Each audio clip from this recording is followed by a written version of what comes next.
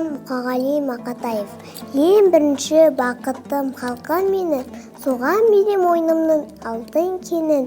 Ол бар болса, мен бармын, қор болмаймын, қымбатырақ алтыннан нарқым менің. Ал екінші бақыттым тілім менің, таш жүректі тілімен тілім едім. Кейде дүниеден түңілсем де, қасиетті тілімен түңілмедім.